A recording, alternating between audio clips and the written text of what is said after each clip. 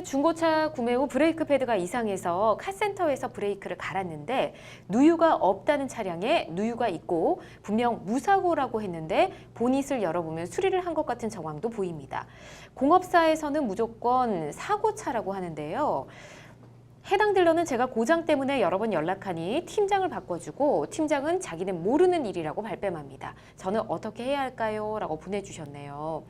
아마 이게 사고가 없는 차량이라고 뭐 확답을 받고 중고차를 구매를 하신 것 같아요. 이 중고차 판매 딜러에게 보상 요구를 할 수 있을까요? 예, 중고차 매매와 관련해서는 이런 유형의 분쟁이 많이 발생합니다. 네. 그래서 중고차 매매 시 주의를 해야 될 사항이 많은데요. 네. 일단 결론적으로 판매 딜러에게 보상을 요구할 수 있느냐, 이 점은 좀 주의할 것이 있어요.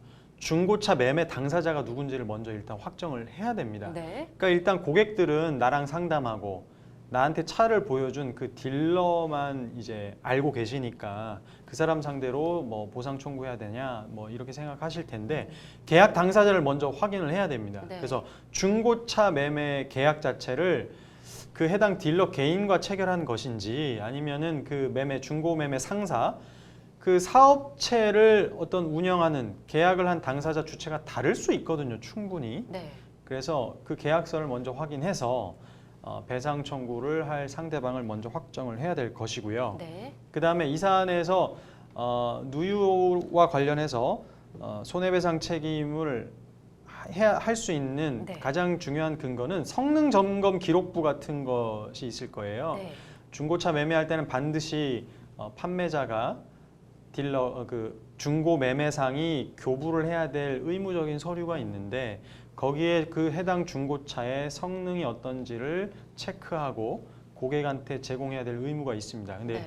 해당 서류에 분명히 뭐 누유가 없음 뭐 이렇게 다 체크가 돼 있는데 네. 그럼에도 불구하고 이렇게 누유가 있었다면 그거 자체가 계약상의 의무를 매매 계약에 중대한 그 매매 목적물에 하자가 있는 것이기 때문에 계약을 해제하고 그다음에 손해배상 청구도 할 수 있을 것입니다. 네.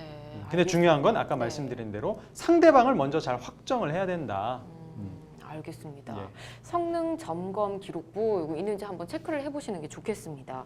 만약에 차량 사고 기록 등을 조작해서 판매를 한 거라면 처벌을 받아야 되지 않을까 싶은데요. 어떤 처벌을 받게 될까요? 예, 너무 당연하게도 사기죄가 성립할 수 있을 것 사기죄, 같습니다. 예. 왜냐하면 이런 누유나 이런 하자가 있다는 것을 예. 사고차라는 것을 알았더라면 당연히 구입하지 않았을 건데 혹은 그 값에는 구입하지 않았을 건데 네. 속여가지고 나한테 금전적인 이득을 취한 거기 때문에 네. 당연히 사기죄가 성립할 수 있고요.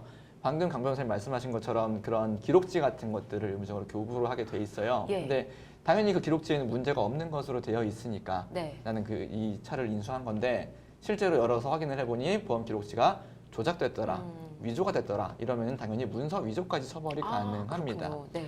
근데 여기서 또 한 가지 특이한 거는 제가 상황을 들어보니까 예.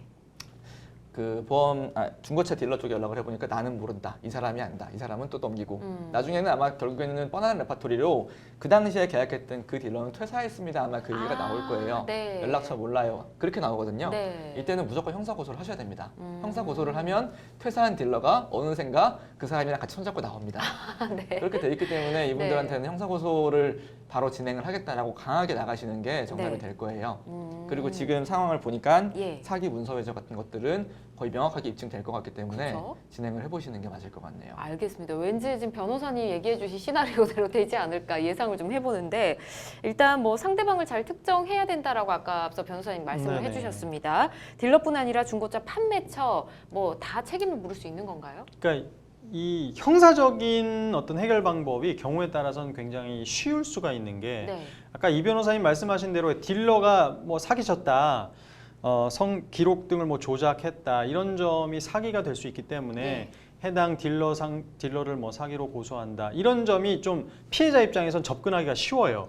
근데 민사적인 책임을 묻기 위해서는 보다 더 어려운 법적인 또 관점이 필요합니다. 네. 그래서 사실 그래서 아까 제가 계약서가 중요하다는 게 그 딜러가 계약의 당사자가 아닐 수가 있거든요. 네. 그래서 판매한 그 업체, 법인일 수도 있고 개인 사업자일 수도 있는데 그 중고차 매매 계약상의 그 매도인이 그 판매처라면 판매 뭐 업자 개인일 수도 있고 법인일 수도 있습니다. 주식회사일 수도 있어요. 그 판매한 매도인을 상대로 민사상의 어떤 계약 해제나 손해배상 책임을 물어야 될 것입니다. 네. 그래서 여기서 그냥 팁을 하나 알려드리면 중고차 매매할 때 굉장히 주의하셔야 될 게 그 딜러 개인만 보시면 안 돼요. 그 해당 중고차의 자동차 등록부를 당연히 발급을 받아서 거기에 나와 있는 소유자, 왜냐하면 소유자하고 계약을 체결해야 되거든요. 네. 파는 사람이 소유자와 일치를 해야 추후에 법적인 분쟁에 휩싸이지 않을 가능성이 더 높습니다. 그래서 당연히 해당 그 중고차 매매업자가 그 중고차의 소유자 자격으로서 네. 이 차를 파는지를 확인을 해서 자동차 등록부와 매매계약서를 잘 확인해서 계약을 체결하셔야 됩니다. 네. 그래야 나중에 이런 문제가 발생하지 않을 수 있어요. 잘 알겠습니다. 자, 이 부분도 잘 알아두시면 좋을 것 같고요.